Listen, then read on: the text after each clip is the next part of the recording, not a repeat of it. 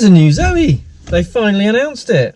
So, what does the owner of an existing Zoe think about the new one?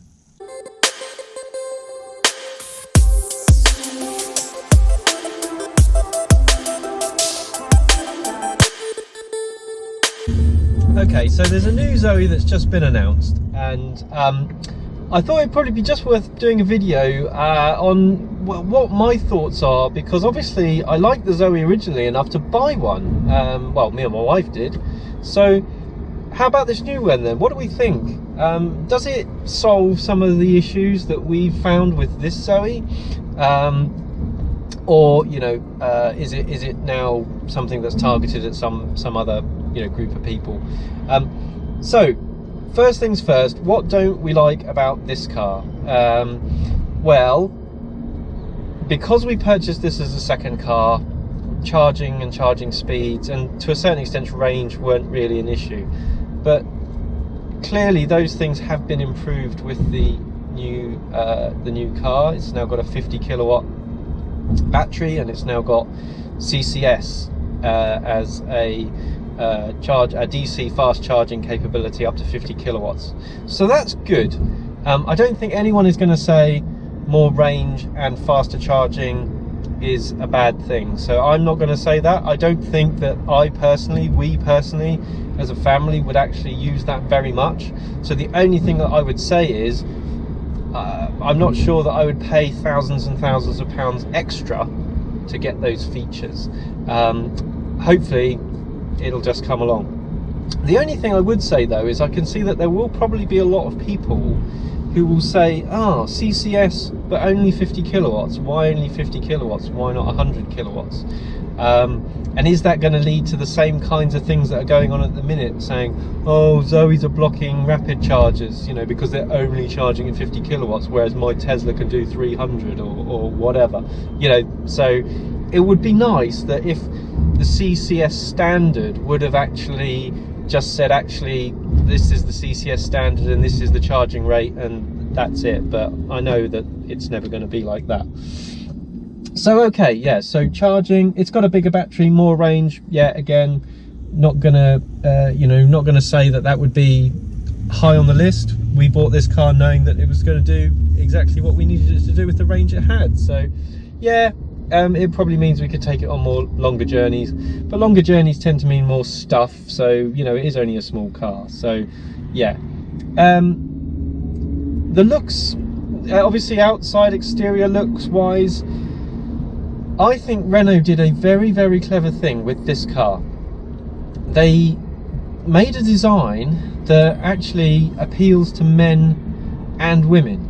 Now, if you look at a Zoe, one of the things that you'll see is that it's actually got a couple of faces to it. And what I mean by that is that there's an aggressive look to the top of the car and a smiley, friendly, happy look with dimples when you look at the bottom of the car. And depending on what you want to see in something, you actually get either of those two faces. Now, I can't say I've looked too much at the exterior design of the new Zoe, but it's got a few more kind of manly kind of shoulders to the front, some kind of more in the cheeks and things like that. So I think they kind of tried to butch it up a bit.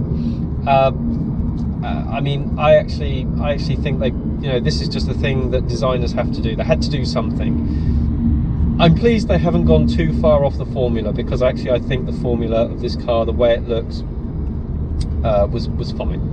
But yeah, designers have got to do something, because you can't keep a design like they've done amazingly, I think, to keep the design as long as it has, because it's, you know, it's actually, this car's been out a long time, and its looks are pretty much identical to when it was first released in like 2012, 2013. So yeah, hats off to them. They've done a good job on the design, so it didn't really need much tweaking. So that's the one thing. The other part of the design, which is super revolutionary, is the interior. So the interior is just a different world, and it looks like a much classier interior.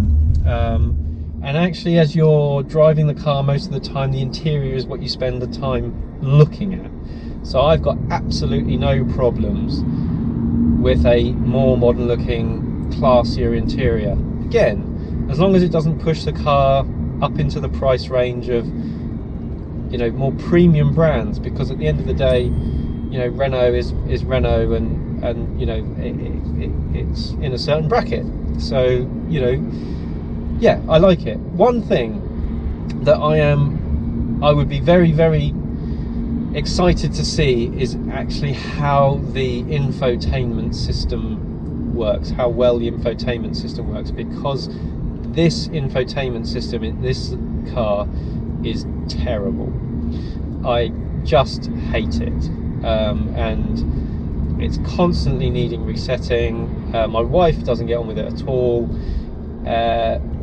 That's the only problem with this car, the infotainment system. You know, the one thing that really narks me about this car is the infotainment system. So if they've changed that, if they've gone back to the beginning, as long as they haven't introduced a load of new bugs, if they could update the software over the air, like you can in a Tesla or something like that, then great as well. Because actually one of the things here is that this system here has remained very static.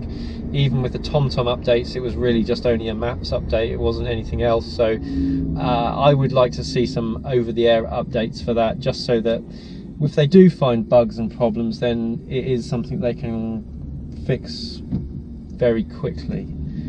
So that is charging and battery and interior and exterior. Safety. So safety is something that they have really ramped up on the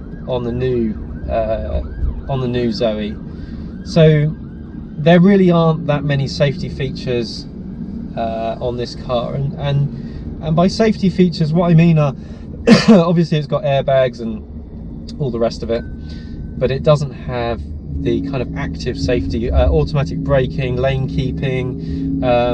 Some of them I'm not a big fan of. I'm not a big fan of lane keeping and things like that, but certainly the automatic braking stuff when you're traveling at low speeds, that I think is very useful. It's something that I've got on the Volvo car, my other car, and it's a bit weird to go and buy a brand new car and it doesn't have that feature. Plus it also affects your insurance, so it affects the premium on the insurance, because if a car has that, you know, you're less likely to have those low speed dinks, and therefore, you know, you're less likely to have accidents. So I think it's a good thing from an insurance premium point of view, and it's good just to see that they're able to put those to put those little features in there. So, you know, it's nice to see that.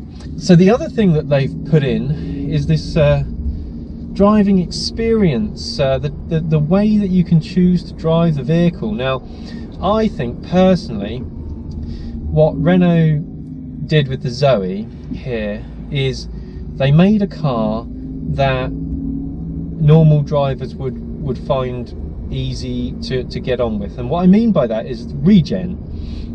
A lot of people who reviewed this car really slated it for regen because they didn't understand how the regen worked. So on a lot of electric cars, the regen works when you come off the throttle, and to a certain extent the regen does the same thing on this car, but most of the regen on the Zoe, on this Zoe and previous ones, actually kicks in when you put your foot on the brake. So the first 2/3 of the brake pedal is actually regen. It's not friction material. So you don't actually put any friction material into play until your foot is way down the brake travel, the brake pedal travel. So on the new Zoe, they've given you two options.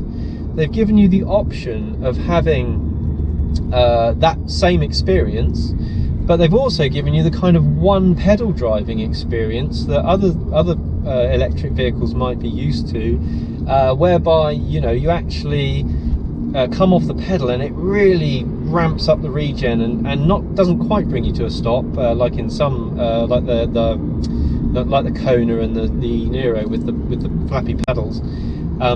but it brings you down to a crawl at the minimum. So, you know, that's nice, because what it's actually done is it's actually said, well, actually people are going to have preferences. If you've never driven an electric vehicle before, savage regen is really going to take you by surprise.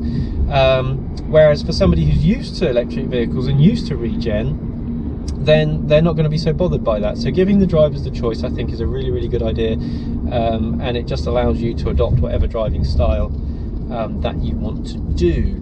So, you know, I think overall, you know, the car is obviously an evolution. It's not a revolution, and I don't think it needed to be a revolution.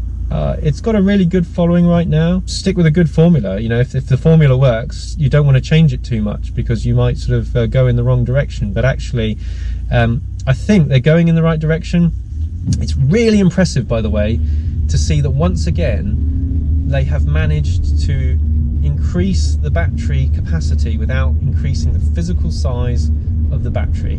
That is, again, one of those things where the technology is just coming on and on and on. So this is the 40 kilowatt version. That 40 kilowatt battery is the same size as the 22 kilowatt battery, and now the 50 kilowatt battery is going to be the same size as the 40 and the 22 that went before it, and that's all within 10 years.